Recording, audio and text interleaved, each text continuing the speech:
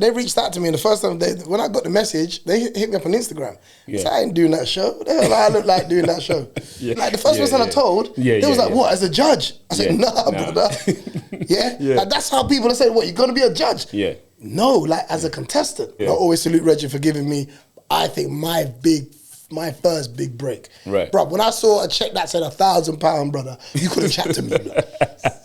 We went to this comedy club called the Boston Comedy Club. Okay. In New York. And I'm in there and I'm seeing young Kevin Hart, Mike Epps, Bill Bellamy. That's dope. Brother, this is my whole DVD collect, like video cassette. Let me look like that, no DVD. I'm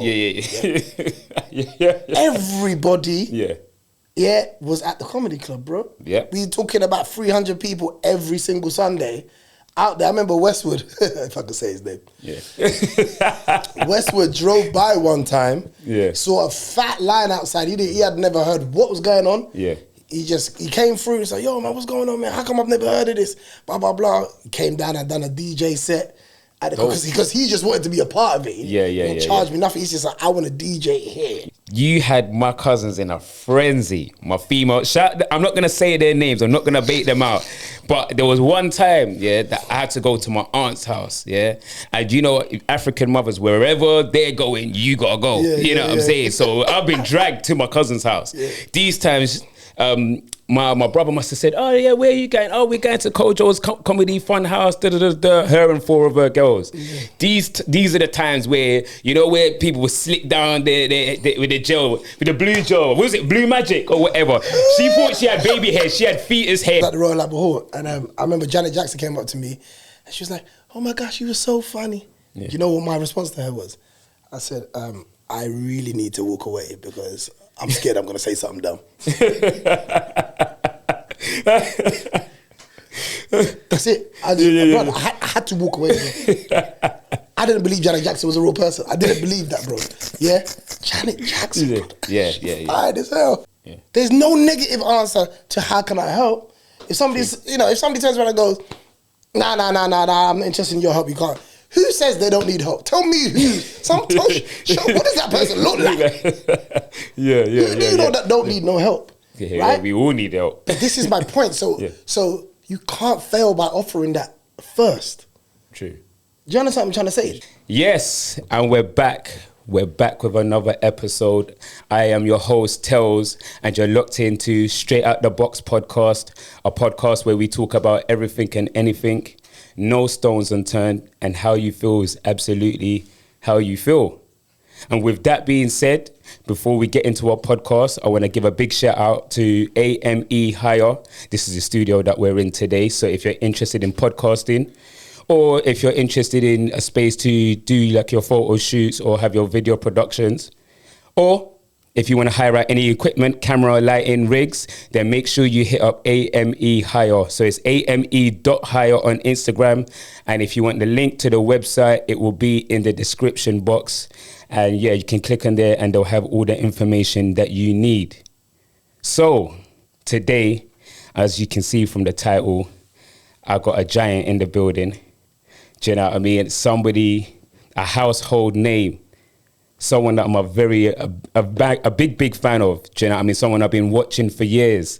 Do you know what I mean? I'm actually surprised that even when I sent out my invite, that I even got the message back. Do you know what I'm saying? Because I ain't gonna lie, doing the podcasting thing, just to give people a little bit of insight, it's not as easy as people think it is, especially like when you're trying to establish yourself. Do you know what I mean? Sometimes you get a lot of no's, and sometimes you just get just pure silence, radio silence. So, do you know what I'm saying? I appreciate this brother for actually taking the time out of his busy schedule to sit down with me, and I'm gonna get my brother to introduce himself. Brother, if you can let them know your name, where you're from, and your social media handle so they can follow you, man. What's going on, people? Kojo and in the building, stand-up comedian, amongst other things. From East London, Hackney. Yeah. Springfield, come on. Yeah. Right, big them up. Let me note that down. I don't even know where I am right now. Kojo and him live on all socials, man. Pleasure to be here, sir. No, man, listen, first and foremost, man, thank you for actually taking your time out to, you know what I'm saying, come kick it with me. Like I said off camera, like I'm a big fan of yours, someone that I've been following from a long time. Essentially, I grew up in you. to a certain extent. Do you know what I'm saying? And do you know what? It's just amazing to have you here sitting with me on the couch. Do you know what I mean? Like Simon Cowell's golden buzzer. Yeah? Simon Cowell. Now, people don't understand, how much that is actually a big deal. Do you know what I'm saying? Because I used to watch AGT. Is it AGT or is it BGT? BGT. BGT. Yeah. Apologies. BGT. And I always used to think like Simon's anti. Do you know what I'm saying? Like he don't really like too many people, but it's also about quality control as well. So, and just to see him give one of the man from the ends a golden buzzer, do you know what? You don't understand how happy I was because I'm thinking, that's one of us up there. Talk to me about that experience. How was that experience for you? Mate, it was a good experience, but I really was like, I watched Britain's Got Talent before, but I didn't really understand. I didn't know you could win no money. Yeah. I didn't know how many rounds there were. Yeah. They also approached me to do the show. Oh, so that's dope. So I didn't go and sign up for it. Oh, okay. Yeah, they approached me. So with shows like that, there's a balance. They let the public feel like, come through, and we might find a star from anywhere. But then they also need some experience on it. Otherwise, it's just completely, you don't know what's coming next. And it can just be like random, and it's not entertaining. Do you know what I mean? So it's like you got to have that balance of people that may need a second opportunity, maybe lost themselves along the way, and just need that comeback or whatever. So they reached out to me, and the first time when I got the message, they hit me up on Instagram. So I ain't doing that show. What the hell I look like doing that show? But I there was a lot of other things that came into play. That was more about my faith, was more about me and my relationship with God, where I was in my life at the time, and also when God delivers, right, it ain't gonna be what you want it to be. It's gonna be another way, but it's still Him, innit? It's like when we're praying for things, some of us it's like we prayed and asked God to do something, but we add a little bit of us in there. It's like, I beg you do it this way. You understand? And it's like, God don't work like that. He will really test to see how bad you want something by putting it in His own way. Right? His own way might be embarrassing. His own way might test your ego, your pride, all of that stuff. Do you know what I mean? But it's still Him, innit? Yeah.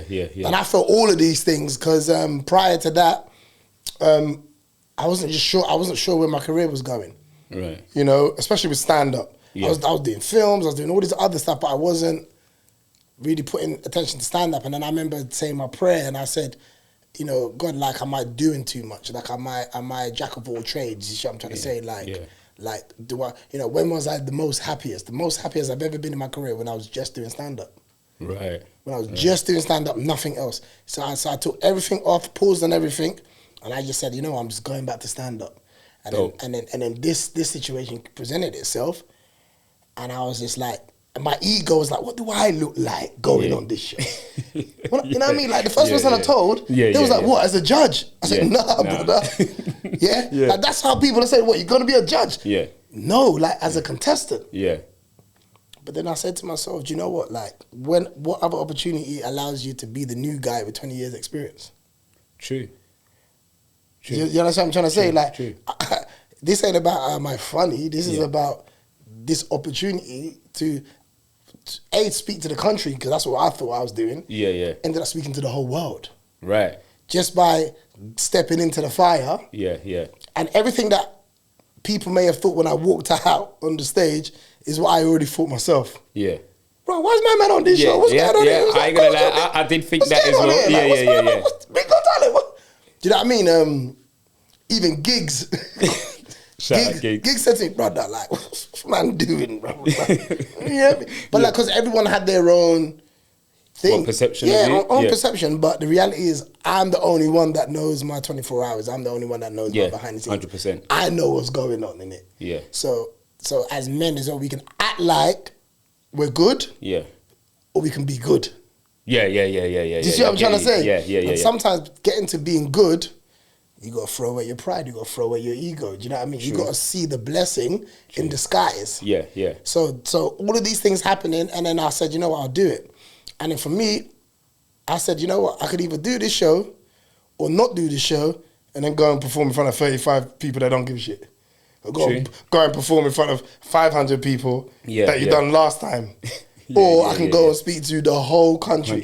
And in our community as well, because our things like people think like things like Shade Borough. You go on Shade Borough, oh my God. It's a big be on the front page of the Daily Mirror. Yeah, that's big business. Like people don't understand. They really think the online thing is like everything. That's our community. Do you think people outside care? True. When you're on the front page, that's everybody. Yeah, that's every working person, from old to young. They're picking up a paper and looking at that. So I got a taste of what it's really like to really have the whole country know who you are in that moment. Do you see what I'm trying to say? And for me, it was life changing. I remember Will Smith saying, you know, behind what you fear the most is what you want the most. Yeah, so you can go any other direction you want. Yeah, that's the only door that's gonna open for you. Right. That's the only door. So take your time. Take your time. Bust all the keys you want. That's the only door that's gonna open for you. And what's in there you're afraid of. But if you go in there and defeat that, what you want's on the other side of it. So with that being said, did you have nerves knowing that you're talking to the whole country or the whole world, as in comparison to when you did like your normal stand-ups in when you do your tours? Is it a big difference, or is it still the same feeling? I was nervous about nothing.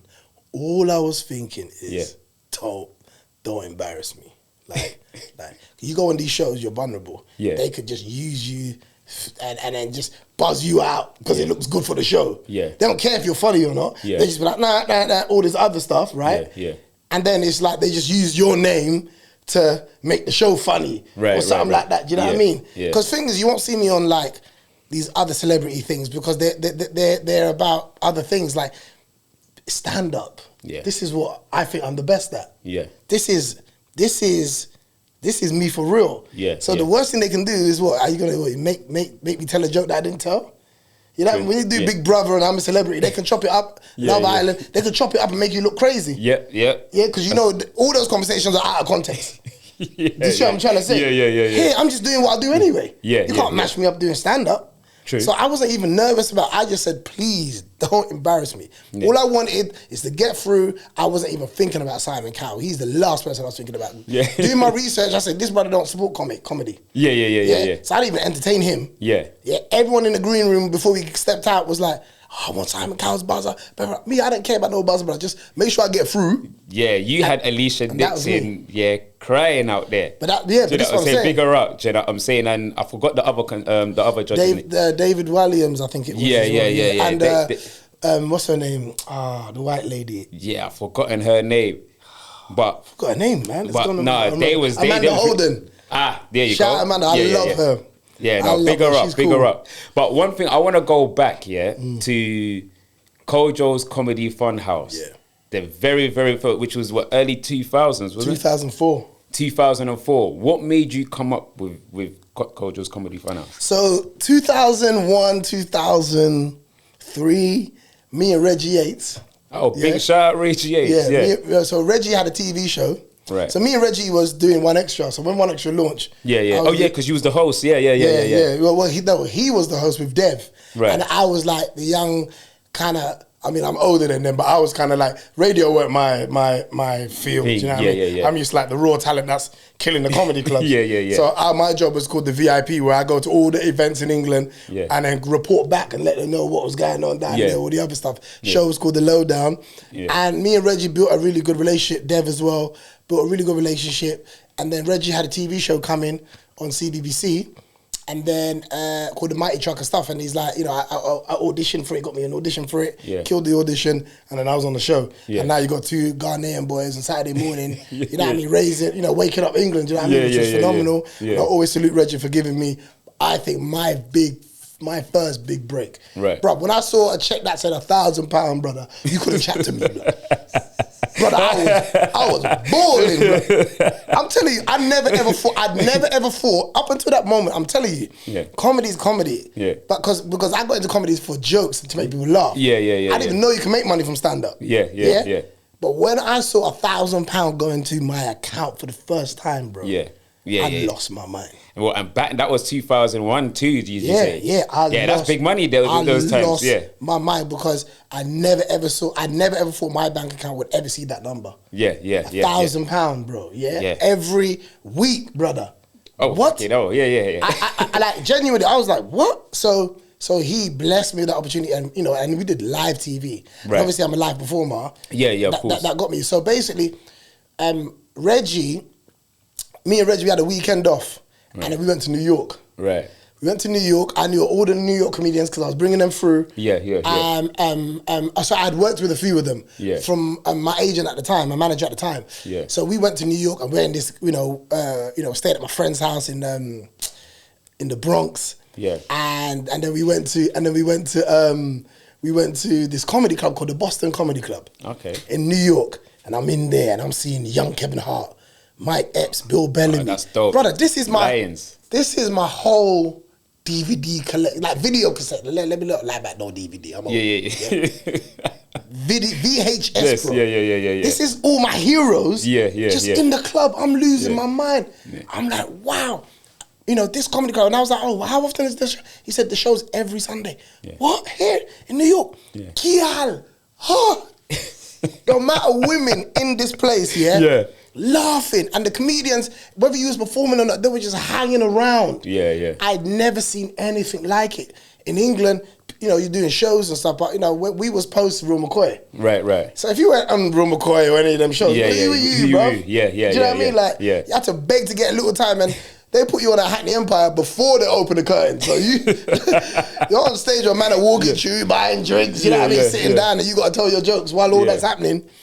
So we wasn't like, I was new. I wasn't part of like the golden generation. So I was like, man, this thing just opened up my eyes and said to Reggie, man, I'm doing this.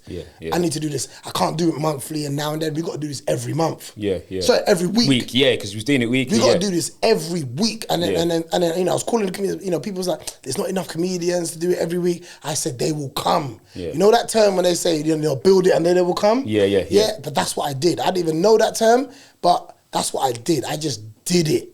I just did it, man. We found Cork's Wine Bar, Oxford Circus. You know the privilege of having an event in Oxford Circus back then? I didn't even think they was even opening to people like us. But the thing is like, because I used to rave there. I used to party there, so I knew the layout very well. Right? And then also there was another guy, shout out to Mr. C. Mr. C was doing shows there before, but they were like monthly. You know? And then he stopped doing it. So I asked him for the connect. He connected me. And then I came in there and I created my own kind of vibe. I used the main room and moved the chairs around, and we just had it immaculate. And it felt like the same comedy club I was in New York. You go downstairs in the little basement, you know what I mean? And it's just like, everyone just laughing. But like, think about West End. You know what you got to think about to go up there now? Parking, ULEZ, congestion charge, all of this stuff. Back then, we just went. It was free. We never thought like going to West End would be a thing. Because that's just where things were happening. I had the whole of Oxford Street, the whole of them at the comedy club. Nike Town, Selfridges, Burberry, Probitos back in the day. Probitos, everybody. Was at the comedy club, bro. We talking about 300 people every single Sunday out there. I remember Westwood, if I could say his name. Westwood drove by one time, saw a fat line outside. He had never heard what was going on. He came through and said, yo, man, what's going on, man? How come I've never heard of this? Blah, blah, blah. He came down and done a DJ set.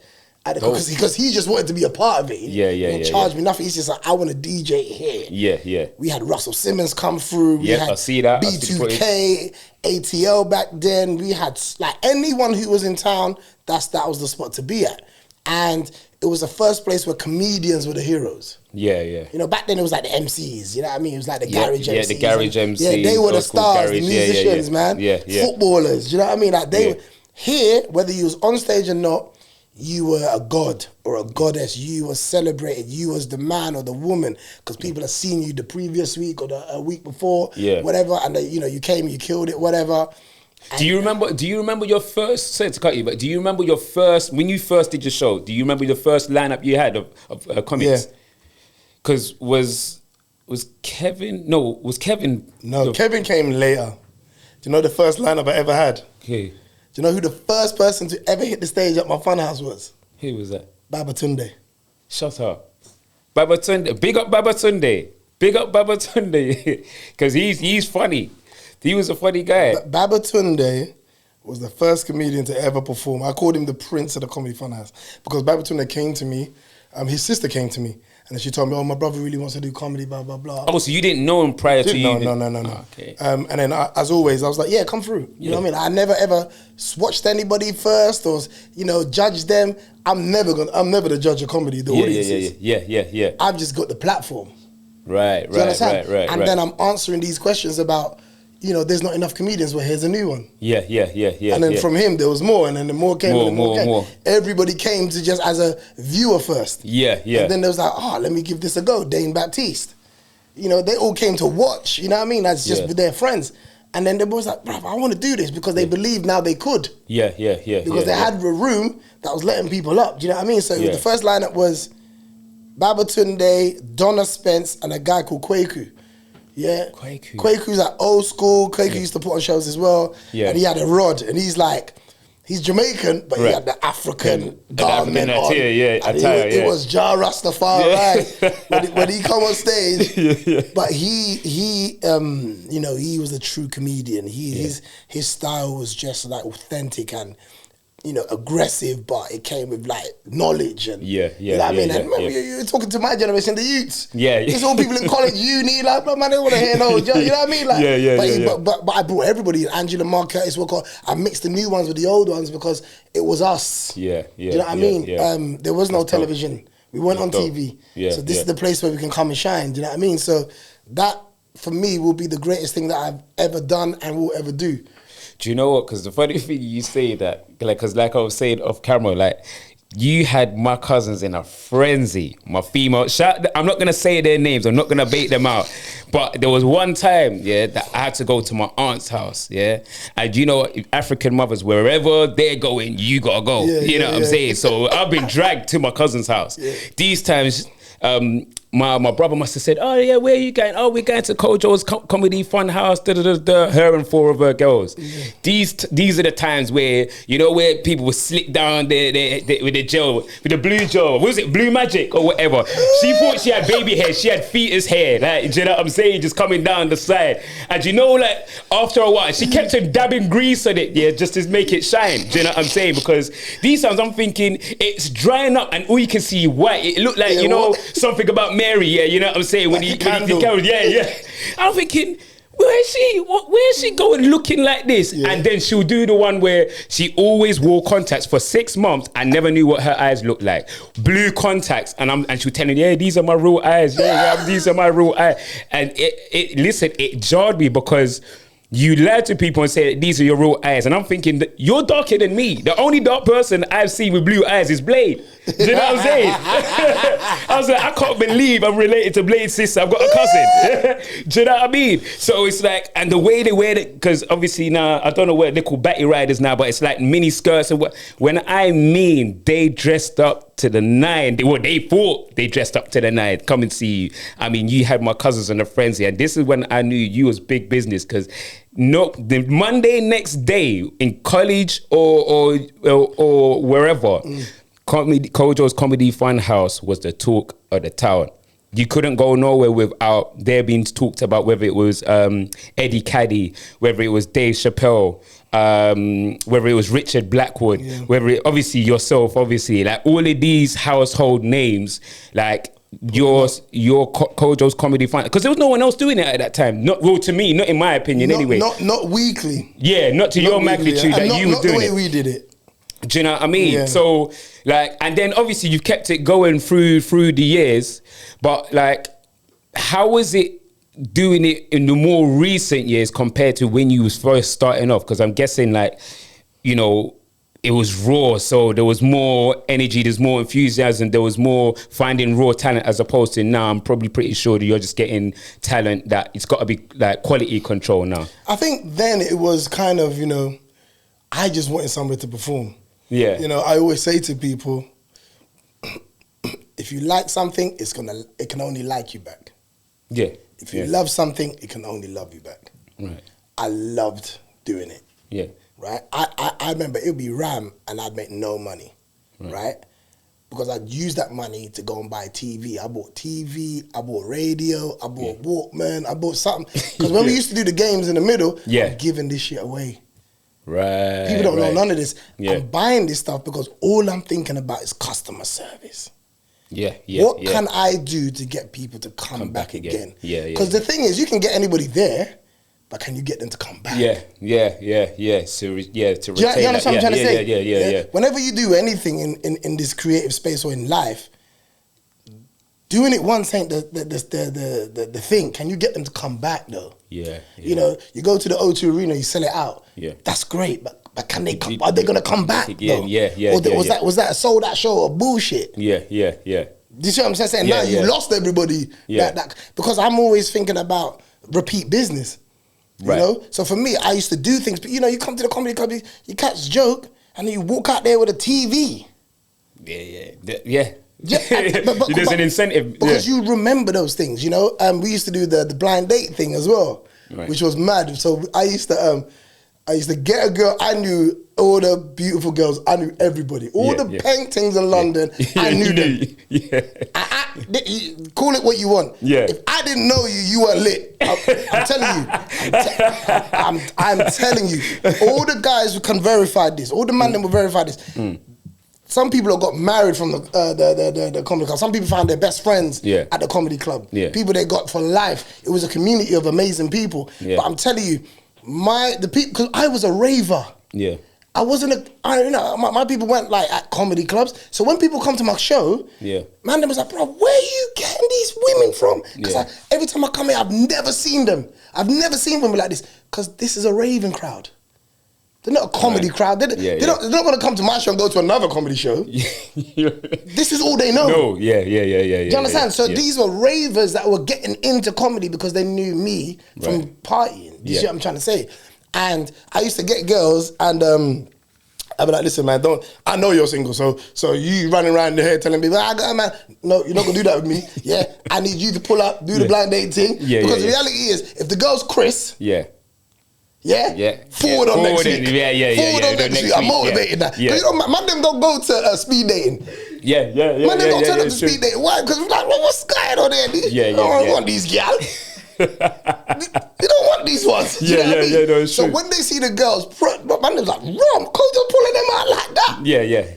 Because it wasn't like for you to find your girl. It was just a bit of fun. Do you see what I'm trying to say? Let's come out and meet new people and just have a good time. Do you know what I mean? So I'm telling you, man, when I did the blind date thing, there was 1 week I'll never forget at the Corks where I was like, we can't do blind date this week. The whole room went, I was like, you don't like it like that? I was waiting for this, And people came to mingle.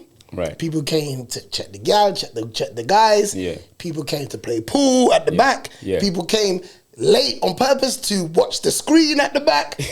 There was like more than one reason why people came. But it was also a community as well. But this is what I'm saying, because from that I was doing like parties and the parties were the best parties of my life because there was familiarity with the people that was coming. You see this person at the comedy club all the time. So there was no woman was in there talking about, here he is and here he is. It was like we couldn't wait to party together. And also it was also fancy dress, so it wasn't just bring your regular. Do you know what I mean? Because when people go regular, it's not really as much effort. But when you do fancy dress, it's the getting ready. It's like, what character am I going as? You take away all of the bad man, and ain't no bad man turning up as Pinocchio, bro. You understand? Like your guard's down. You're vulnerable now, brother. We're in the West End looking like idiot right now. You know what I mean? But it was fun. I'm telling you, I knew the roadman from all areas. I knew all of them. They came here because this was Switzerland. This is where the violence didn't matter. I don't care if I'm beefing you.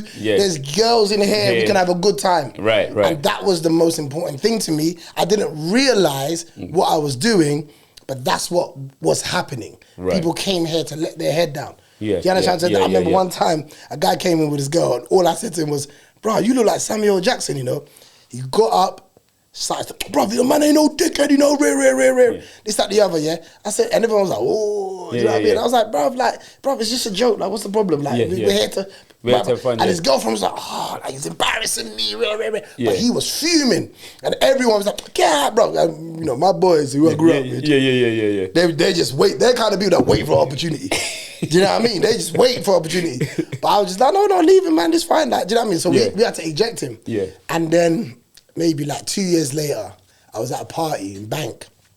He came up to me. I didn't even recognize him immediately, but he came up to me and he reminded me of that moment. He was like, you know what, bro? Like, I'm so sorry, bro. Yeah. I'm so sorry. Like, I was a bit young and I was just in my feelings. And you know what I mean? Yeah. And for me, that was so powerful because I think he gave me that because of how I dealt with it. If I met him where he was at. Then.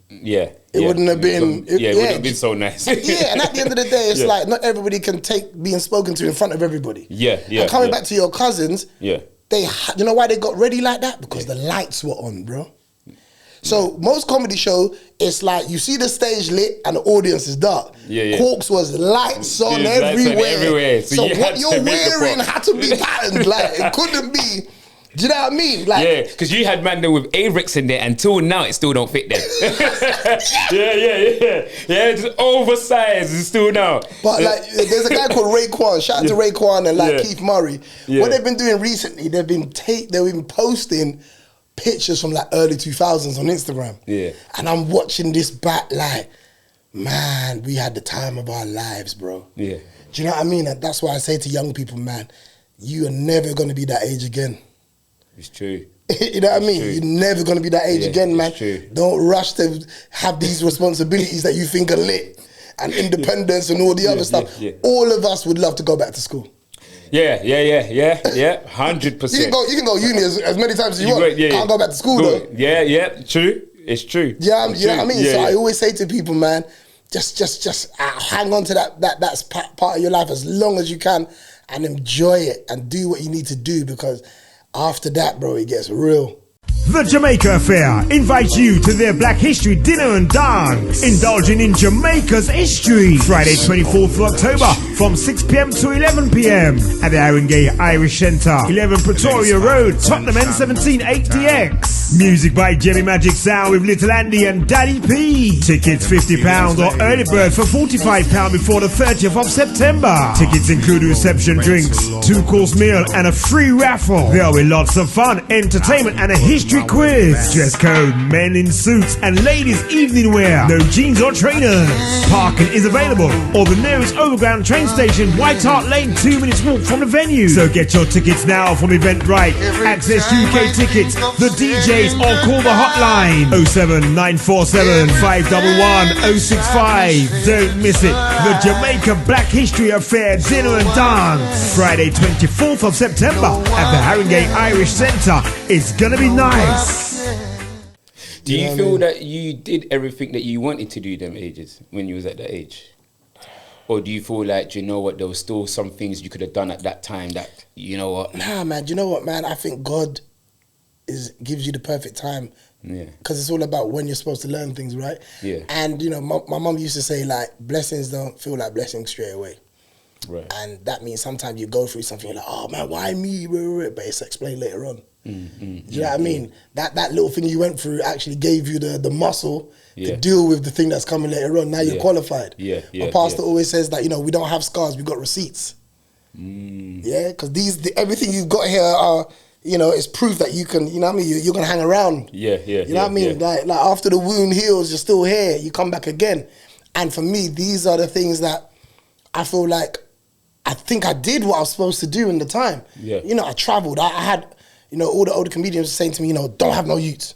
Whatever you do, don't have no youths. Once you have youths, that's it. So, I was dating someone, but, you know, we was young and, you know, I wanted to travel, and I traveled, and I lived in New York, and I went to LA for a little bit, and I just moved around and just absorbed life and the world. And, you know, these icons that I know because I was of service to them. It didn't start out with, you know, oh, I'm a comedian, can you help me? It was like, when you come to England, what do you need? Yeah. You want some gal? Yeah. You want a barber? Yeah. You want to go somewhere to eat? Providing a service. Yeah. And I say to people, especially people that are trying to get into the game, don't come asking, come offering. Right. Yeah. If you want to get in the room, you can get in the room in the next 5 minutes. Yeah. If you got something to offer. Right. But if you want to get in the room because of what you think you're good at, that might take you years. And you know the most important thing? Get in the room. Yeah. Just get in the room. Facts.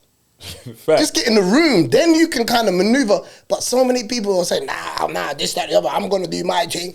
Yeah. Get in the room, big dog. Get in the room. If you want to do radio, go to Capital Extra and say, anything you don't need. If you don't need someone to make tea, if you need someone to print this, if you need someone to write something, I just want to be in the room. You think that's ego, though? Is there's a lot of us just have this ego where... I don't call it ego. I just think it's foolishness. I call it foolishness, really, because you're standing in front of yourself. You're in your own way.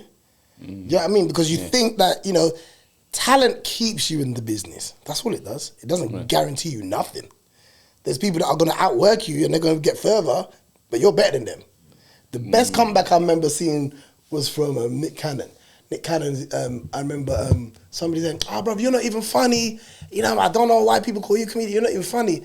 And he was like, imagine me getting paid for being bad at something and look at what you're paid at being good at something. Yeah. No, I hear You're it. brilliant making no bread. Yeah, no, I hear it. Do you understand what I'm trying to say? Yeah. And I was like, whoo. It must hurt. Yo, I'm terrible making all this money. Yeah. But the idea is to be in the room. You get in the room and then you be of service. You know, I did a seminar the other day talking to some people about, you know, my journey and just kind of like the business. And, you know, I would say to myself, like Mobos. I remember I looked at the Mobos as a young person. I was like, man, I want to be invited there one day. I want to go to the Mobos one day. I'm a comedian. I ain't got nothing to do with music. I'm thinking, what's my way in? And I remember I found out the address. I went down to the offices. I had a meeting with somebody who's one of my best friends now, Vanessa Ramadi, who looks after like Davido and Tiwa Savage. Bigger up.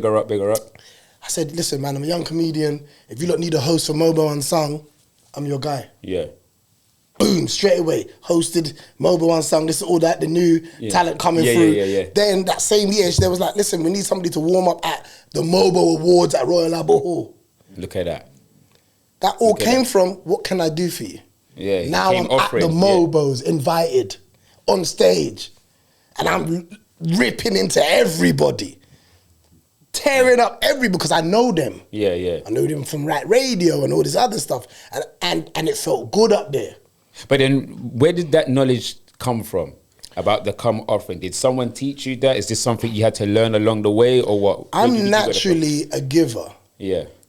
I'm naturally a giver. I don't get in the way of people. Yeah. You know, that's my thing. You know, all these comedians that have come underneath me, ask them how hard it was to get an opportunity. Right? It was the easiest thing. You called me, you messaged me and said, hey bro, big fan of what you're doing. Can I get you on my podcast? Yeah. How difficult was it? No, it wasn't even that hard. I just shot you a message, Now what you're gonna do is find people that ain't even on my level. It's gonna be difficult. Yeah. The point is this. 100%. The point is this. The point is this. Yeah.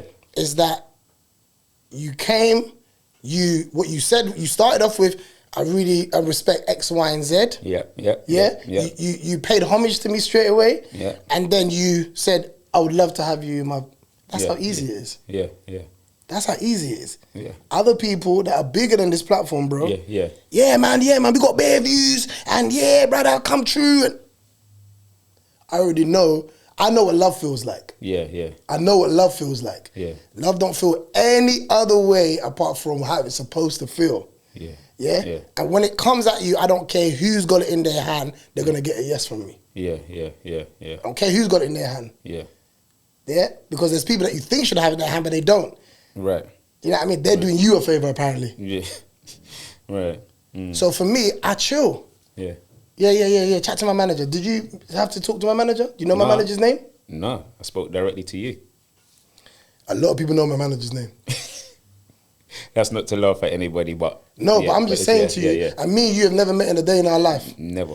But love is love. Yeah, yeah. And when I feel like it's love, yeah, I reciprocate. Anything that don't feel like love to me, I'm in the corner over there minding my business and letting everyone get on with it. Because it's important, because I know that I offered love to people, and they gave me that back. Yeah. Do you understand what I'm trying to say? Yeah. And this is also to encourage you to keep that energy. Yeah, yeah. This is the reminder that you might get somebody even bigger than me to come on your platform, because man, any podcast to do in London, you got to go and check Tailz, man, because I've done his podcast, boom, boom, boom, boom, boom. It's about relationships, but when you're good, you can sustain. But talent you don't get nothing because you're talented. You get it because of the relationship that you build and how solid you remain in the bad times. You see what I'm trying to say? And have people's back and check in on them. So that for me is my kind of mindset of people that want to get into this business. There's a lot of people that want to be famous, and I know who they are. They don't like. I would know if you're trying to be famous, or I know that you're looking for an opportunity and you're just hungry and you want to do something. And I love working with the hungry people. There's a 90% of this business is famous. People want to be famous. And so, just to touch on that a moment, because obviously you spoke about relationships. How did you form a relationship in order to propel you onto Wild 'N Out with Nick Cannon? Oh, mate.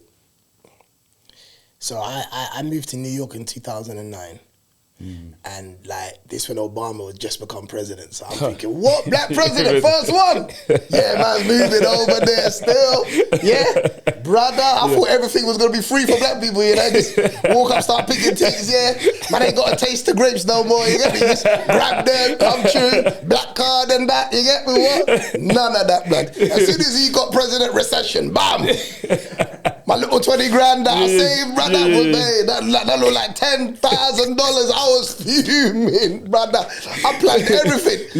Recession licked down, all that. The currency went down. The pound was rubbish, bruh. It was just mad for me. And I had a few people that I knew in New York that kind of held me down. I've written my autobiography. Oh, dope. So that's done now, and there's a few people that I mentioned that really held me down. While I was out there, people that I thought that was gonna hold me down, that didn't hold me down. Right. But I'm from Hackney. When you get into certain life situations, you go back to your default settings. Okay. 100%. There's pussy over here as well. All right, cool. All right, that's fine. I'm still me though. You know what I mean? I'm still gonna go out and do a show, and Trey Songz come to me and go, yo, bro, that was funny. And Cypher Sound's gonna pull up and go, yo, man, come and do my show. Like I'm always gonna do that no matter where I am. You just gotta get back to that. There's comedians that I had in my house, eat my mum's food, my sister look after them. And when I got out there, no one answered the phone. Oh, wow. And that was one of the best life lessons that I learned. Like, don't make no assumptions, Don't make no assumptions. So back to the question, when I was in New York, my boss at MTV, because I was doing some stuff at MTV, Jasmine Dotiwala was coming to New York to celebrate her birthday. Jasmine and Mariah Carey are like this. She spends Christmas with them, right? That's their thing that they do. So, and they met, I think, when Jasmine was working at MTV. So she was like, I'm coming. I'm having a little get together. And this is when Nick Cannon and Mariah just started dating. Like, it was like, if you saw like the paparazzi that was outside, it was mad. But brother, that's Mariah Carey, People don't understand. I don't think people really understand, that like, you don't see Mariah Carey, you don't hear from her, you don't see her. So when you're blessed to be in front of that woman there, you're like, that's blood clot Mariah Carey, But me, I'm always gonna be Kojo from East London, innit, So I'm sitting down, and this is a story that I'm actually gonna tell on my show, but I'll tell you. So I'm sitting down. It's me, Estelle, my boy Shout Royston, out to Estelle. my boy Royston, Richie P, and we're all sitting down with Jasmine, and in comes Mariah Carey and Nick Cannon. Now straight away I see Mariah Carey, but I'm like, rah, that's Nick Cannon, Wild and Out, boom, boom, boom, boom, boom. Yeah. So straight away, all my attention went to Nick. Like I'm like, yo, bro, this is what I'm doing here. I'm in the UK, bro. But we're all sitting down eating, and I am going back and forth with Mariah Carey about coming to America. Oh wow! Yeah, I'm going back and forth with her. She drops a line, I finish it. That's what we was doing. Yeah, she's like, I know every line. I said, I know every line. Yeah. We was going back and forth. Yeah, yeah. And we were just both we both appreciating the power of that movie. That we know every line from that film. Right, it's my favorite film of all time. Yeah, and I remember she must have pulled out a gift for Jasmine for her birthday. Yeah. And this is me being Kojo, isn't it? Yeah. She must have pulled out a gift for Jasmine, and as she handed it over to Jasmine, I was like, yeah, that's from all of us. No one was laughing but Mariah. No one was laughing. No one was laughing but Mariah Carey, because they were like, brother, you might can't say that. Yeah. we're here already, me and Mariah's here, bro. Like, I don't know where you know. But we're here. She was busting up, bro. And then from that moment, it's just like she took a liking to me. And then me and Nick was, vibing. And then I came back to London. This was like 2009, 10. And then I came back to London. And then maybe 2014, Jasmine messages me. She says, yeah, man, I was talking to Mariah about, and she was like, Nick Cannon's bringing back Wild and Out.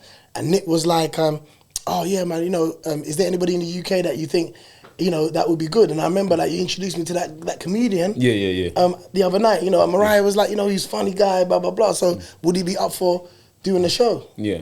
I said, Jasmine, ask me another idiot question. By the time I hung up, I was at JFK, bro. I was at JFK airport, bro. Back. I was like, what? Are you mad? Yeah. And they got my visa sorted, all of that stuff, and I did 3 seasons of Wild and Out, bro. That's dope. A show that I grew up watching, and if you remember, really know, like when I done MTV, I did Kojo's Comedy Funhouse on MTV. Yes, you did. And I tried to. I got the models. I got all the beautiful girls. I did auditions, everything, because I was like, I want a UK version of Wild and Out, because never in my wildest dreams am I gonna get on the real thing. But we got beautiful women in the UK. We've got funny guys in the UK. Let's 100%. Bring that together. And do this. And Jasmine loved the idea, so we done Kojo's Comedy Funhouse. But that's the honesty in my work. I don't look at America and go, I want to do that. I say we can do that too. But because I have that mindset, I always mess around and actually get around the real thing. Because that's the heart that I got. I'm always about us. I'm always about us. I'm about us when I've got no bread. That's dope. When I've got no money. I'm not about us once I get on. I'm gonna act like I'm the one that's setting all of this off. No, we're not the same. Means put you in that position. Character put me in mine.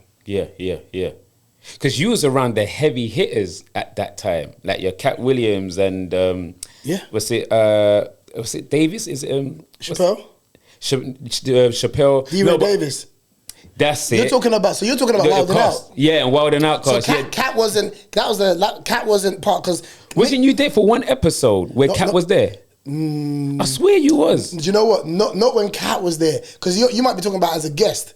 Yeah, he might have come on as a guest, but I wasn't on that episode. I think I was there, but I wasn't on that episode. Oh, okay, But I was there, but I wasn't on that episode because I think the show went away for like 5 years. Nick brought it back with a whole new generation. Emmanuel Hudson, all like the internet people. Carlos Miller, even though Carlos Miller was on your even. There you go. There you go. So imagine I come to Wild and Out. I'm the English guy. I'm very quiet, by the way. That's when I realized that how confident I learned how to talk how I talk now by being around Americans. In England, they encourage you to be humble. Humble yourself, relax. Don't do too much of that. Humble yourself. The loudest person in the UK is still conservative.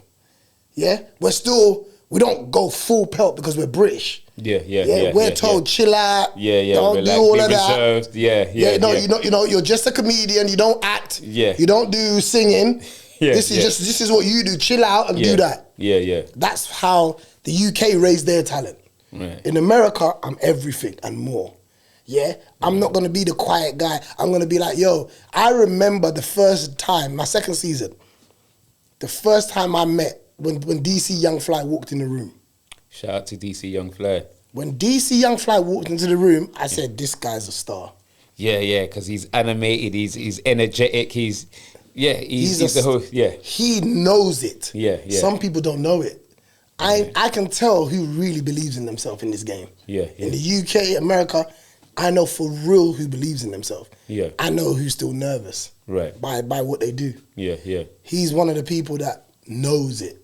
He knew it. He had no experience on Wild 'N Out. He had just come off the internet. This ain't the internet. This is real people. Internet sensation. And he came and made people who was feeling themselves in season 1 that I was there sit down and really understand what levels are. And that to me is a start.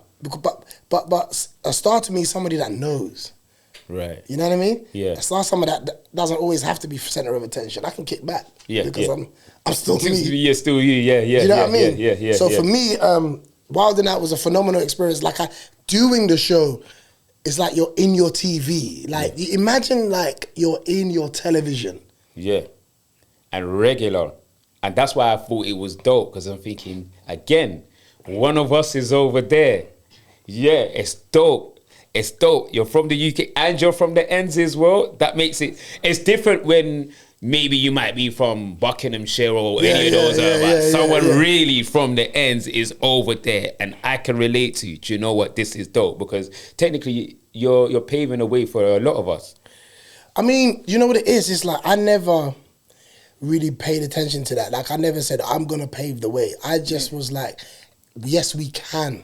I'm going to be in that room. Like I'm gonna figure it out, bro. One way or like another. I said, I'm gonna start by what do you need? Yeah, that's what I did. And Jasmine is my link to even that blessing. I was talking to her yesterday about it. But she's my link to that blessing because I was of service to Jasmine. Right. At MTV, you don't know where things can lead. But they always go in the right direction if you say, how can I help? Right. I guarantee you will end up where you want to be if you start with, how can I help? Yeah. There's no negative answer to how can I help. If somebody's, if somebody turns around and goes, nah, I'm not interested in your help, you can't. Who says they don't need help? Tell me who. What does that person look like? You know that don't need no help. Right? We all need help. But this is my point. So you can't fail by offering that first. True. Do you understand what I'm trying to say? Don't make it about you. It becomes about you later. Right? Somebody said to me, bosses don't get promoted. The person behind the boss does. Yeah, it's facts. The boss is the only way is down, bro. Yeah. So you want to be behind the boss. True. You want to be behind the person, the man, the woman. You want to be right behind him. Because they're going to be like, why is this person shining like this? Yeah. Because of that person over there. That's the battery. Be the battery. You don't need to be the device. Yeah. Be the battery that makes this thing turn on. That's what I've always been. I've always been the battery. Right. Ask your favorite MC. I remember Giggs, Buck. Giggs was the hottest thing on the road. And Buck found my number from somewhere, because I didn't know them, man. They're from South. Yeah. But he found my number, reached out and said, yeah, man, we heard Russell Simmons coming to the comedy club. I said, yeah. So, yeah, man, Giggs wants to perform. It's a comedy club, bro. But what did I say? Hell yeah. Yeah. I'm not getting in your way. Yeah. I'm not getting your way. Yeah. Russell Simmons, he does Def Comedy Jam, but he's also got great connections with music. Right. What do I look like to have that opportunity? And not give it to somebody who is setting the streets on fire? No, it's true. My comedy club was run without gigs. So it wasn't like I needed him to come there. But that was a young black man from the roads, on fire. I don't know if you're going to ever get this opportunity again. Yeah, exactly. But we know what Giggs went on to do. Yeah, done amazing stuff. Shout out to Giggs. Do you see what I'm trying to say? It's about saying yes to people that are working hard. Right. Yeah? That need an opportunity. Yeah. And when Buck called me, it was a yes. There you go. Yeah. Because I see what these men have started out doing and what they're doing now. Yeah. You understand what I'm trying to say? Yeah. I might be a comedian, but I've been involved in so many people's careers. Yeah. That ain't got nothing to do with comedy. Look at that. That's dope. So I really understand. And that's why, I got to watch when I talk. Because people are afraid of my mouth. Yeah. Because I know you for real. Yeah. There's a lot. I remember the face before you got in the game. Yeah. That's why I just chill over here, man. Yeah. I don't really want to get into it with nobody. Do you know what I mean? But people don't really disturb me either, like, to be honest. Like, I've got great relationships in this business. And unfortunately, we are in a country where you got to remind people of what you've done. And does that annoy you a bit? Because you're thinking someone that's been 25 plus years in the game to still have to remind people what you've done. Don't that get tiresome? Do you know what it is? Chris Rock once said to me, because I remember he was getting, I think, bad reviews for a film when he was interviewing him for Choice. And he was like, and I was like, rah, they're still questioning Chris Rock. Right. They're still questioning him. Who the hell am I? If they're still questioning him, who the hell am I? They're always going to question you. Don't care what you did yesterday. What you got next? Yeah, right? True. What you got next? Yeah. You're as good as your next offering. That keeps you humble. Right? Yeah. That makes you stay laser focused. Don't get too comfortable in this game. Yeah. The moment you put your feet up, there's someone else that's hungrier than you, rawer than you. Yeah. Do you know what I mean? Yeah. Jamie Foxx said one time he went on stage and he had all that, he just got on. He's doing the Living Colour movies, Any Given Sunday, all of that. Yeah. And he's got all the the diamonds on, and he's at the comedy club, right? And he went up there and done his thing, and then in came this guy who looks scruffy, looked like he definitely ain't making no peas, but he came and blew the roof off. Guess who that person was? Who? Chris Tucker. Look at that. Jamie Foxx thought he blew the roof off until he saw a young, hungry lion coming through, that all he's got is this opportunity. This 10 minutes that he's got on this stage, it's life-changing. It means everything to him. Yeah. Not the guy that's just, I'm the guy now and I can just flex and take your girl. And this guy, all he had was jokes. Yeah. That's all he had was jokes. And those people are waiting in the wings for their opportunity. So I dare you to get comfortable. So you see, because now you've been well-traveled and you've met all the celebrities, do you still get starstruck? I think I only get starstruck by somebody that I'm dying to meet, right? I've been blessed, is what I'd say. I've been blessed to be given so many opportunities, especially in radio, to meet some amazing people like Denzel. You know what I mean? Denzel, man. When I met Denzel, I was like, this is the coolest black man on the planet. Yeah. Like just his swag and just how comfortable he is, and just. I'm like, that's the energy that I want to be. I've seen examples of who I want to be. Yeah. That's what keeps me in line. Yeah. Do you know what I mean? This is the kind of calmness and stillness that I want to be when I'm around people, and not be the giddy guy. You know what I mean? Like, Chappelle swagger's just off, brother. Yeah, shout out to Chappelle. But I have my girl, man. Take my girl, man. Like, you're gonna have her. Like, your energy is just on point. I respect your craft. I respect you. I listen to you. Yeah. I met The Rock. Yeah. Shout out to The Rock. Another amazing human being. Yeah. That I was just like, wow, like with everything you got and the conversations that we was having. But somebody who I literally collapsed when I saw them in person, in real life, bro, was Angela Bassett, bro. Hey, pick up Angela Bassett. I would love to meet her. I think she's one of the coolest actors. You notice I had to whisper the name? Yeah. That's No one comes close. Oh. No one that can, like, it was so weird, bro. Like, I'm at, Chappelle was doing a show in LA at the Hollywood Bowl. Yeah. And And one thing about Chappelle, the people that are in his green room, bro, some people I don't really think that they exist. Right. Because you just hear about them all the time, but no one don't see them. Yeah, yeah. You don't see Elon Musk you know what I mean? But Jesus. Dave Chappelle's green room is some of the best moments of my life. Right. Just being there, bro. Yeah. Yeah.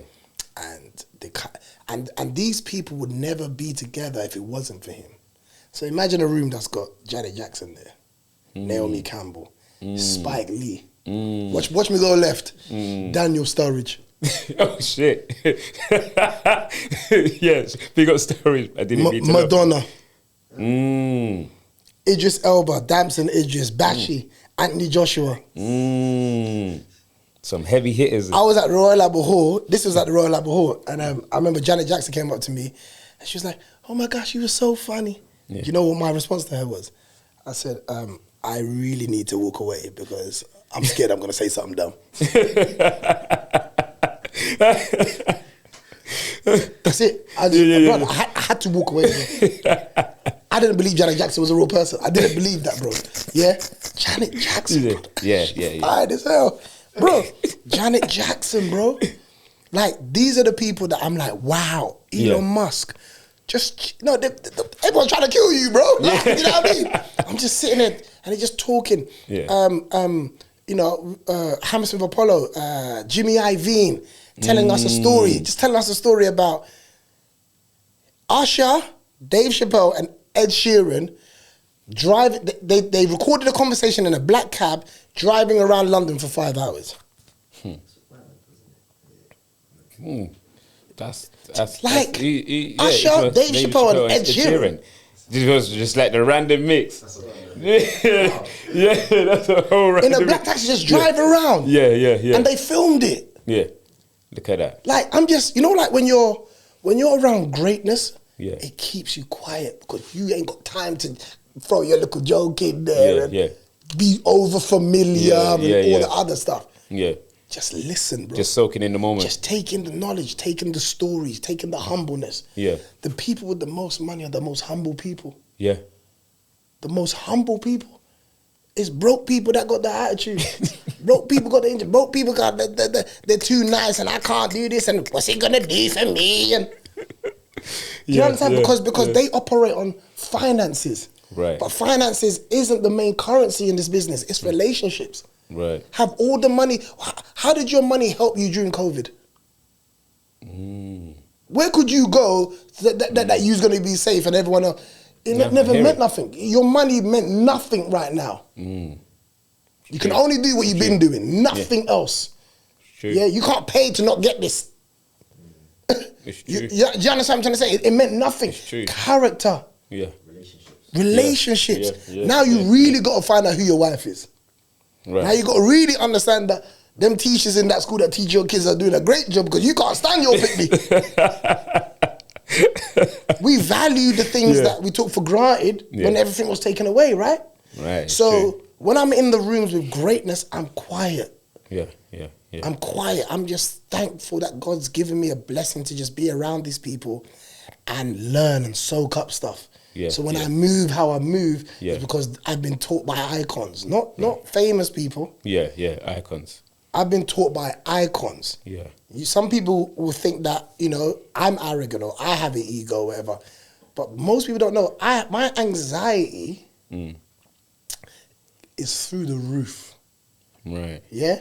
Right. I am not a person that likes to be by themselves in public. Right. I don't like anything that comes with notoriety apart from the means to help my family. Yeah. People showing me love makes me uncomfortable. Right.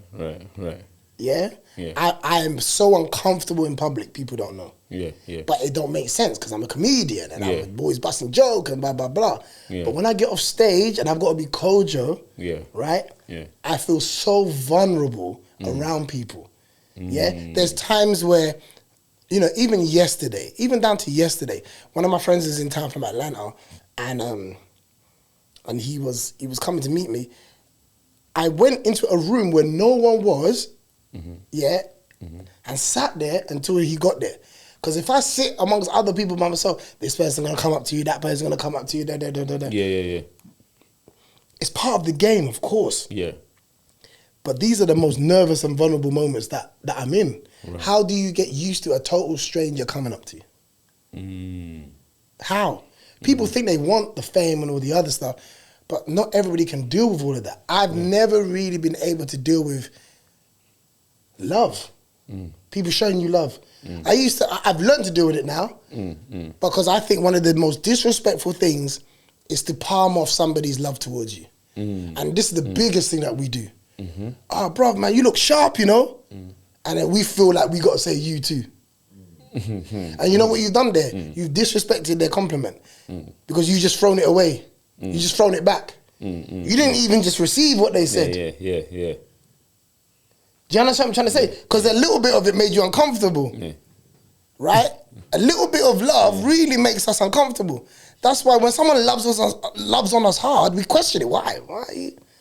Do you know what? I used to think that was because I'm an Aquarius. Everyone used to say, "Oh, you're just an Aquarius." Oh, well, yeah, that says it all. Because when I used to receive it, I'm like, okay, my mind's, I'm not got to question that one over there, this, that. And obviously I've got better over the years, but when I was younger, that was always my thing, do you know what I mean? And people used to say, like, why do you always move weird, like when you're around?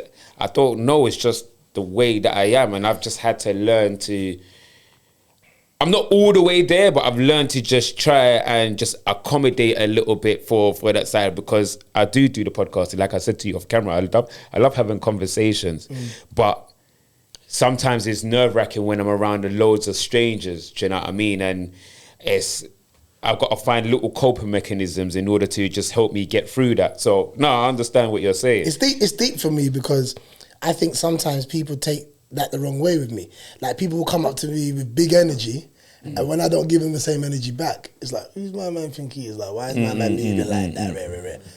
And there's no grace for, did I make him uncomfortable? Yeah. Was I too much? Yeah. Was he in a bad mood? Yeah, it was in a bad mood. I mean, I'm always in a bad mood, apparently.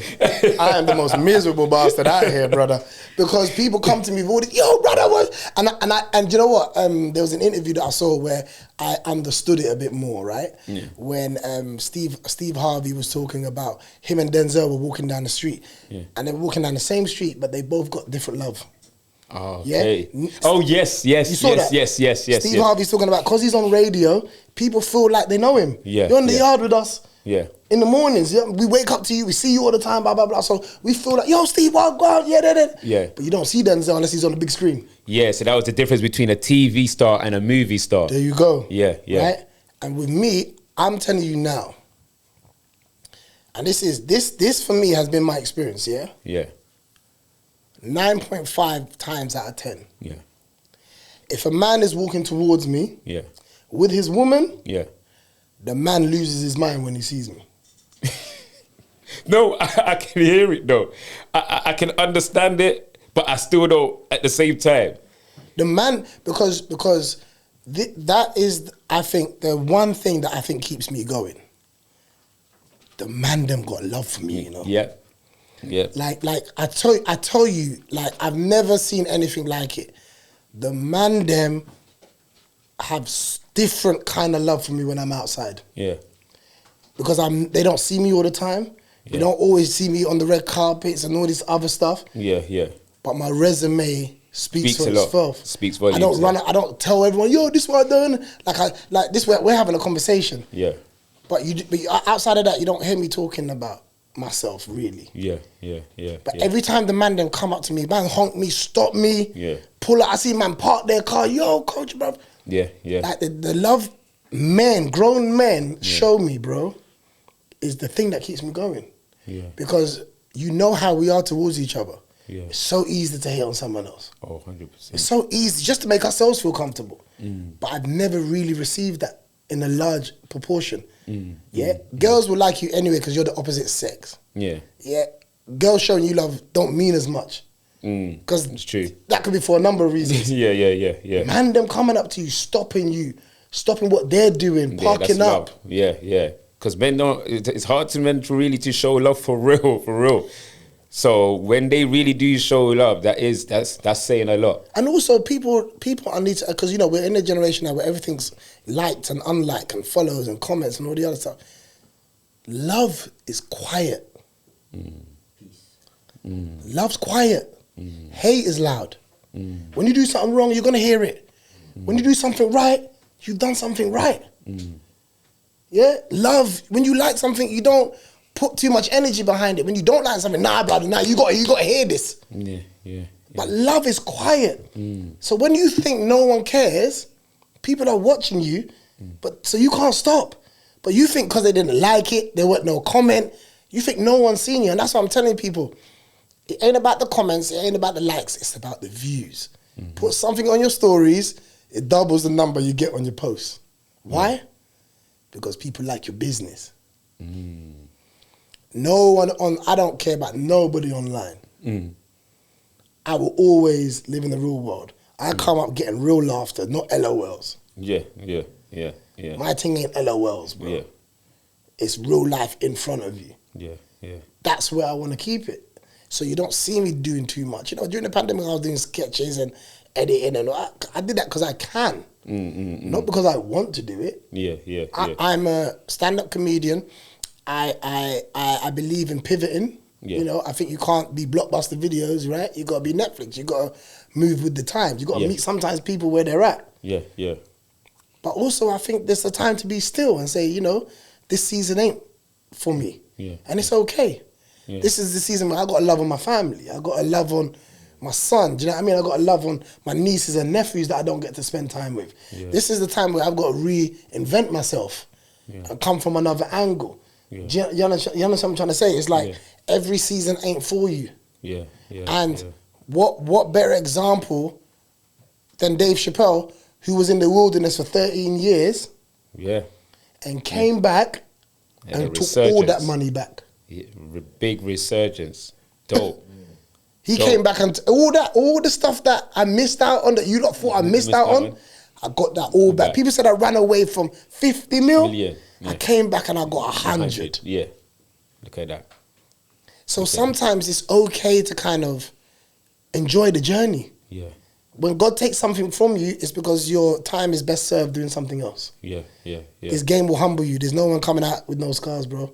Yeah? And the last thing I want to touch on, you see, being a comedian now as opposed to back then, do you have to be more careful with your words when you speak into the public? I think you only have to worry about what you're saying if you're not authentic.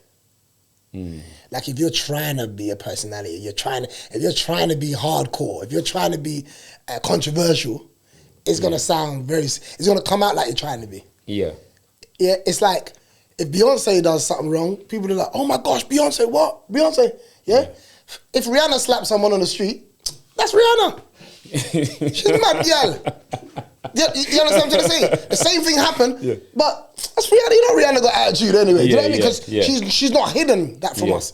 Beyonce's been, I'm perfect, and so when you're at perfect, people look over your fence to see what's going on over there. Yeah. But we can hear the noise in Rihanna's house. So leave them to it because we know they got chaos over there. Yeah. It's a thing where it's like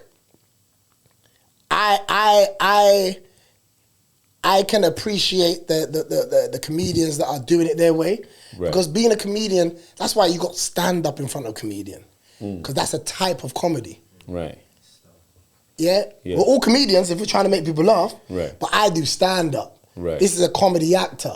Right. This is a online comedian. Yeah. Right? We're all comedians though. Yeah. I don't think one's better than the other. Right. If you get up in the morning and your whole objective is to put a smile on people's face and make them laugh instead of making them feel like they're embarrassed or uncomfortable or whatever, right? You're a comedian, bro. Do you understand what I'm trying to say? And I think there's room for everybody to embrace humor. And humor is very personal. We won't laugh at certain things because of what we've experienced. Right? I might have gone through something, I can't laugh at that. Ain't nothing to do with you, but that's not for me. Yeah. But I laugh hard at this because I can relate. Yeah. That's my prerogative. I don't believe there's a good And, you know, I put it so, I don't think you should explain why you don't like somebody and why you do like them. You should never have to explain it. You're built up of all your emotions and experiences, and it comes out that I like this person and I don't like that person in terms of craft. Yeah. You understand what I'm trying to say? But I think everybody has their space in this business to be successful, as long as you're being authentic, you know? And for me, I'm a storyteller. I like telling stories. I like to live. I started out making stories up. Now I actually live to tell them. Right? So if I'm not living, there really ain't nothing for me to talk about. So I'll go and sit down. I write every day. But I write just to remember the joke later on, but I'll put it together and compile it later on. Do you know what I mean? My best show I've ever done was my last special on YouTube. It was the 4 siblings and the funeral. Because that was obviously about my mum passing. Being in LA and that experience. But also that's the show where people really got to know my story, and I'm on a journey right now of opening up and letting people know my story. So my autobiography, you know, there's a TV show that's in development about me being in foster care. There's a movie that I wrote that was kind of inspired by my mum's funeral, and having gone to a Ghanaian funeral for the first time and learning the traditions and things that have to happen, you know, in the house that I have back home, like, you know, I wrote a whole movie that yesterday, you know, people are saying we're gonna put some money on it and make it. So I'm getting to a space in my life where I want my story to be told. You know, it's important that, you know, my story is to be told, because I don't get mad that other people, you know, it's like this. If you live for the praise, you're gonna die by the criticism. If that praise means something from you to you, you're going to, the same people are going to kill you with it. The same people, bro. The same people that said I love you would say I hate you. The same people. I've been in this game for a minute. The only applause that I want, and I feel like I know I get an applause, is when I feel like God's blessed me with something else. That means I've done something to His approval, and now I'm getting more. You know what I mean? But I can't be entertained by what this person thinks of me. Because if I say something that they don't agree with, now I've always been shit. And do you know what? I know, because obviously we've got to sign out soon. But the one thing that I do want to actually ask, is our young brother Ginger J. And, you know, a young brother that's, you know, coming up in the scene. You know when a man's nervous when he grab the drink? But, do you know what I mean? It's been all over the TL, do you know what I mean? Like, as an established veteran in this game, do you know what I mean? And, you know, Ginger J being a new, I can call him a new comic, do you know what I mean? Entering the scene. How can I put it? With what you've seen online, how detrimental can it be when statements or things you say blows up to this magnitude? I think the difference between, you know, it comes back to what we were just talking about. The difference between someone like myself and or like live comedians as opposed to online comedians, they live for the likes. They live for the approval. They live for it.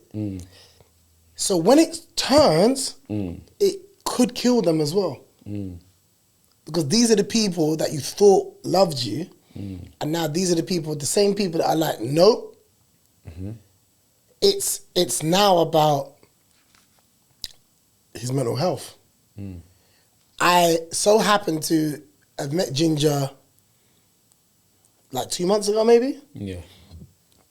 And we did a show for prison, in a prison. Okay.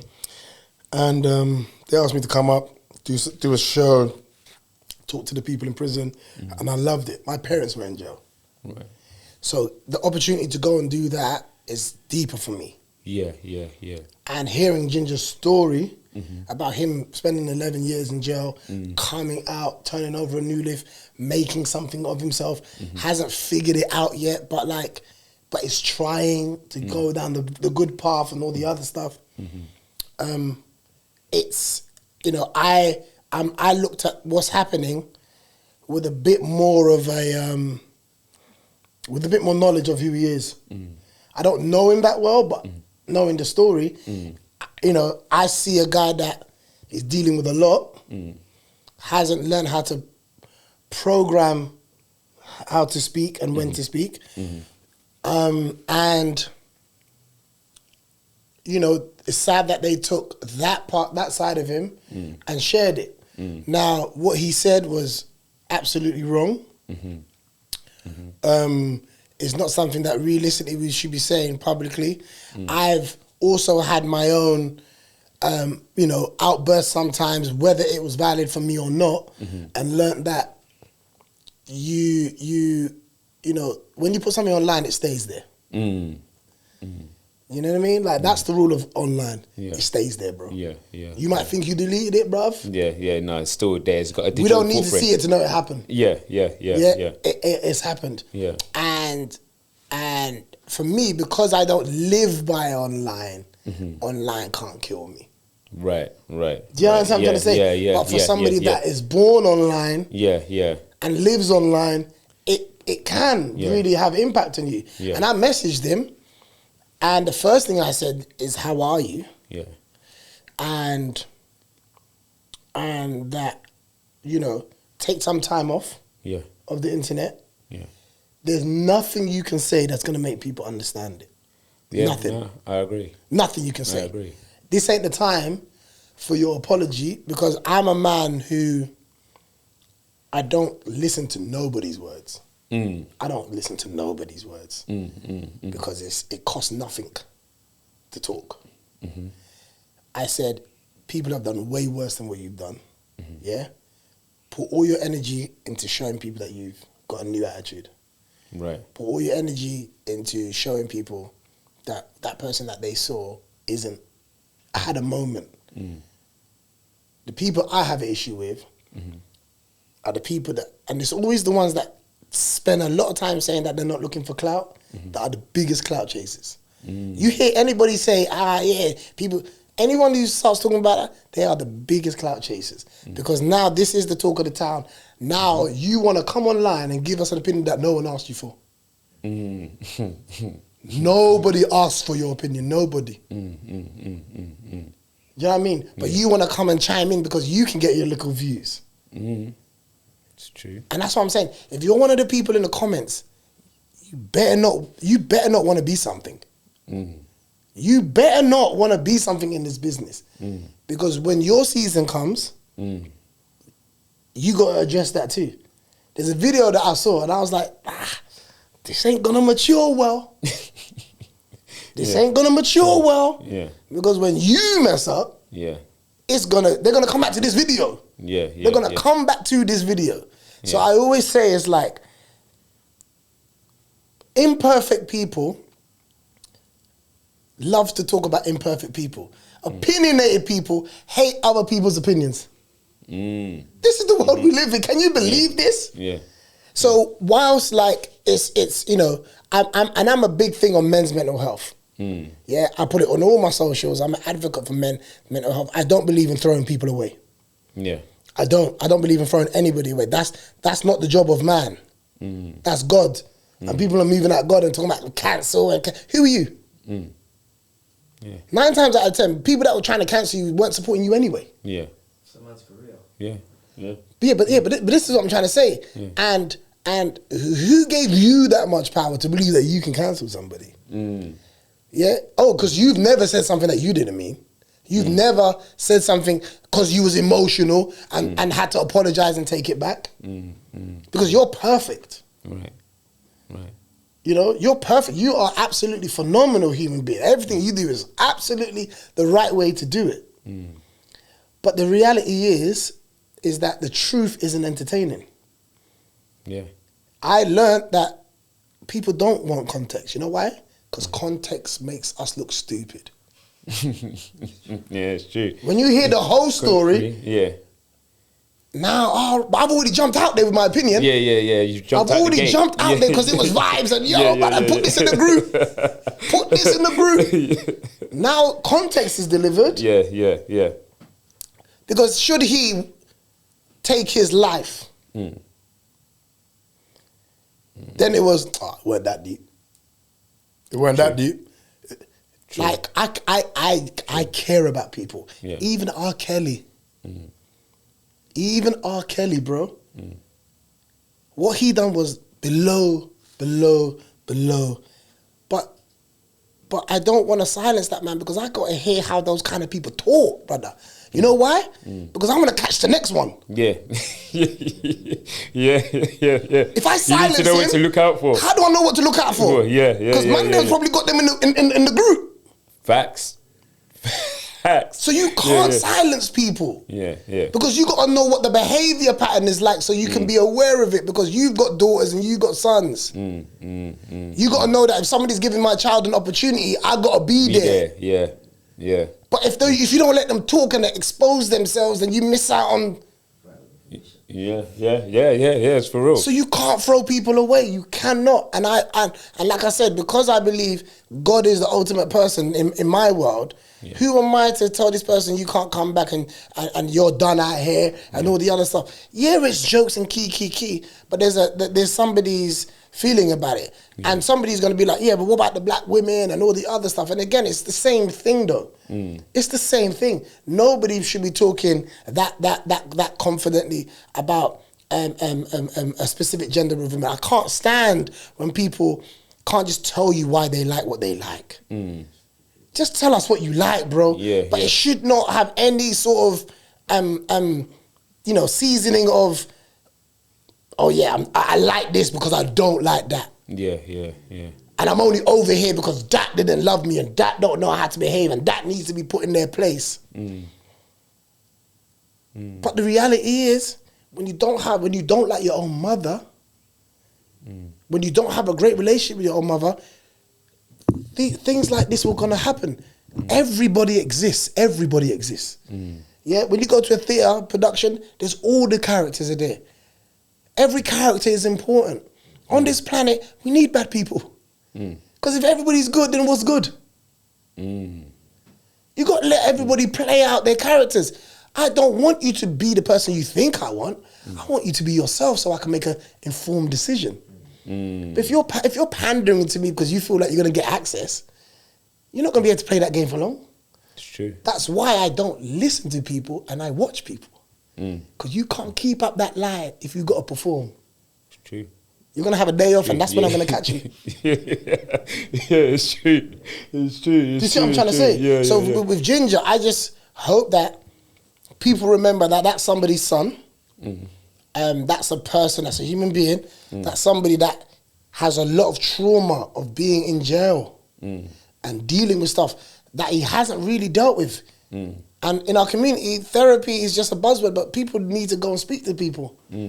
The guy's, he needs help, man. And that's why I just wanted to be like, if you need me, holler. Yeah.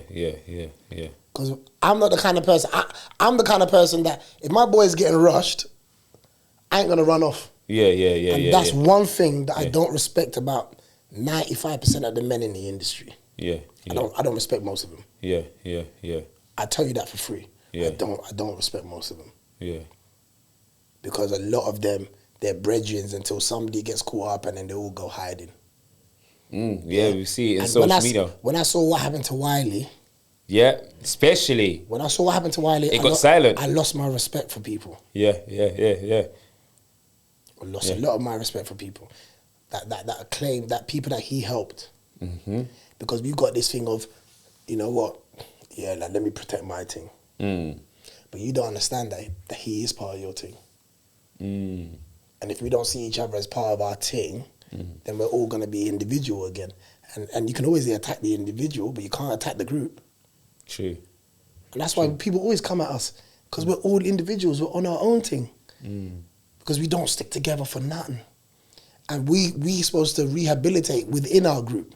We're supposed to just say, Wiley, defend you publicly, but brother, don't do that again. Yeah. Don't make us look stupid at that, brother. You get me? You might have to fist him up in the group. But we do that. Yeah, we do that. We do that. Yeah. Don't let no one else come and do that. Yeah. And that's the problem with us. We let people come and do that. Yeah. Because we see white people as authority. I don't care what anybody says. we still see white people as our authority. Right. Right. Do you understand what I'm trying to say? Yeah, yeah. And until that changes, where we can see authority from people that look like us, we're always going to be divided. If I can't tell my own brother, brother, don't do that, and then he's going to give me chat because we look alike and I got less respect for you because you look like me, that's all slavery, bro. So when people think Kanye is crazy, he's talking about the new slaves. The new slaves have got wealth, they've got big houses, they're doing well in life. But they're still slaves, bro.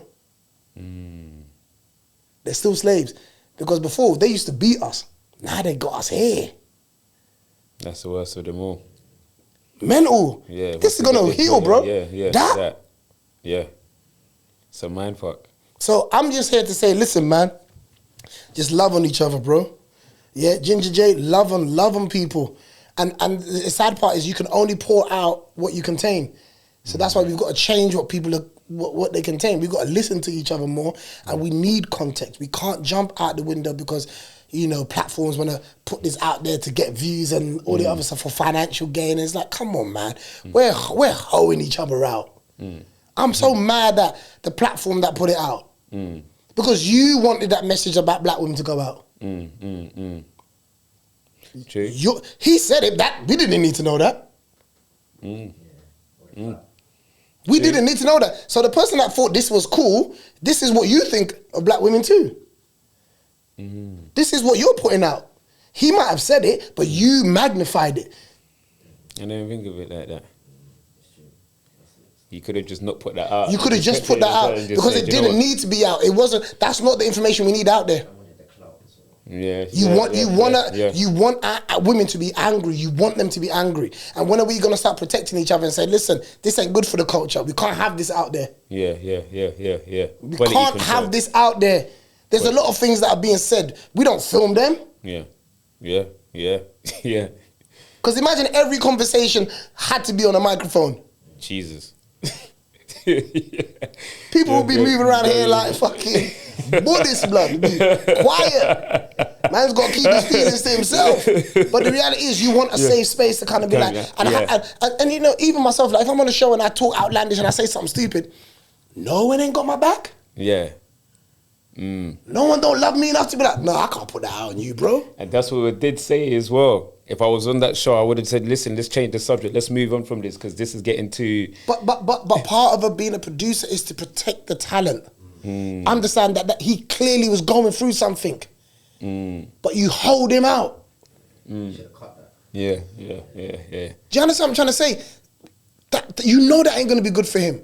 If something should have happened to him now... It's true. Do you understand what I'm trying to say? Yeah, so I'm not shallow. I can't look at the surface stuff. I'm just deep. Yeah. I care about people. I care about women and what women are dealing with men and all this other stuff. I care about that. I don't want to talk about things that I'm doing, but I've done a lot. Yeah. To celebrate women, black women. Yeah. Because no one else is. Yeah. So we've got to do it.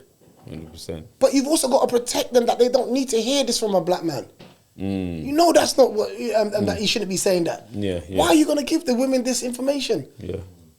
Why? Yeah. It's true. It's just unnecessary. So it's bigger than ginger. It's the mindset, because now we're going to wait for something else. And unfortunately, as a culture, we like this shit. It's entertaining until it's us, until it's someone close that we know. Until my son goes out there and he does something stupid. Yeah. It's like it's cool when it's other people's kids. Yeah. Do you know what I mean? So, yeah, man. I just hope that he learns the lesson. I hope that he's got enough people around him that can take him aside, take him away from the internet, talk to him, be there for him, and teach him, man. You can't be doing that. Yeah. But the reality is, I don't think he was in his right frame of mind. He was triggered and lost it. Yeah. You know what I mean? Yeah. And I've lost it. Yeah. I'm so calm. But when I go, bro, That's it. Brother, I'm bringing out all the tools. You can't stab me and tell me I can't bring a gun. There's no rules now. There's no rules. What we doing? There's no rules. War is war, bro. Who's got the biggest boy? Who's got the biggest weapon? I'm trying to done you. Yeah. But the reality is, that's in real life. But online, you got all these other factors. Yeah. Do you know what I mean? So it's like, I can understand that if I feel box in the corner, I'm just gonna be throwing Hail Marys, bro. Bro, you ever fight a man behind me, fam? You know what I mean? Brother, you don't know what's going on. You just fling anything, fam. Something hit, something land.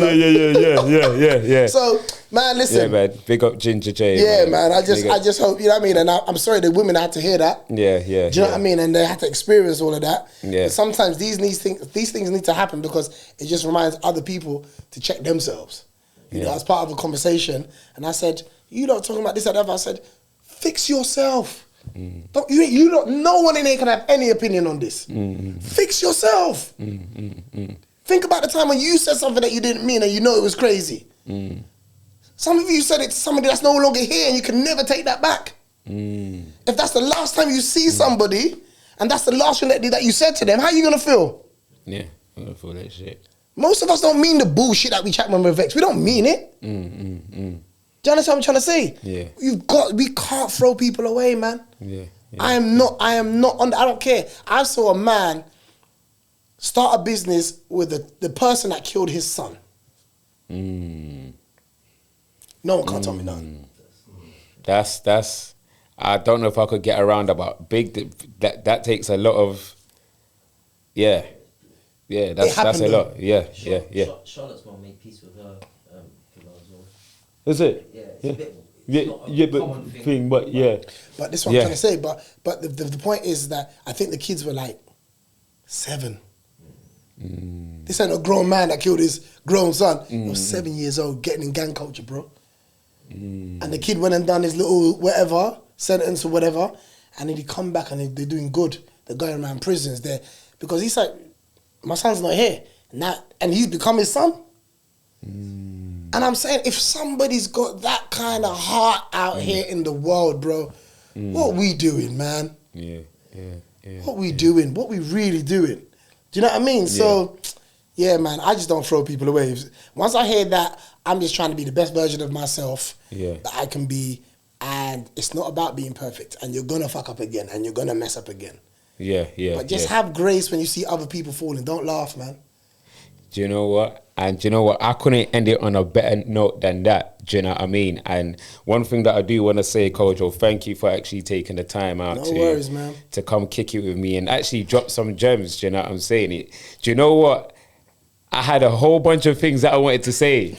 But do you know what? The way you orchestrated and navigated this was dope. Do you know what I'm saying? You actually giving me more than what I actually bargained for. Do you know what I mean? Like, and it's that's dope good, to see this side of you. Do you know what I'm saying? The more vulnerable side of you as well, and showing the deeper thoughts and everything like that. I truly appreciate it because I'm gonna leave here with gems, and I'm sure the public are definitely gonna leave here with gems and much more of a deeper thought and understanding of how to look at things as well on just a wider scale and not just the surface level. It's just, if the main thing is, it's like, the worst thing you can do is look like you're having a good time. Yeah. Man, don't look like you're having a good, just have a good time, man. Yeah. You know, don't let nothing stop you from like having a good time, but just be kind, man. Yeah. Be kind. People aren't kind anymore. They want something. They want something, you know, and I've genuinely have a blessed career, blessed life. How about people that have blessed me that I've done nothing for, but I've done things for other people. That's why I was blessed. And that's how blessings work. I bless you. Someone I ain't done nothing for is gonna bless me. I can't sit here like, brother, what I done do your podcast, brother? You ain't reached that. Now you're on. Now you're doing up sold out shows on your podcast, and man, don't. No. I forward it on, and someone that I've done nothing for is gonna bless me, and that's happened on so many occasions, and that's when I learned what blessings were. So, bruv, it's been a pleasure, man, getting to know you, speaking to you and the boys. Thank you, man. Thank you, bruv, we'll do it again, man. Yeah, man, 100%. I definitely want to do it again. Before we sign out, let them know what you've got coming up, man. Man, listen, I have a book coming. My autobiography called All Jokes Aside. Pick that up. And that is just every memory that I ever had, highs and lows. Yeah. Till like I did my first UK tour after Britain's Got Talent. So that's coming. I got a movie in development that I want to shoot in Ghana. I got a sitcom in development. Ooh, dope.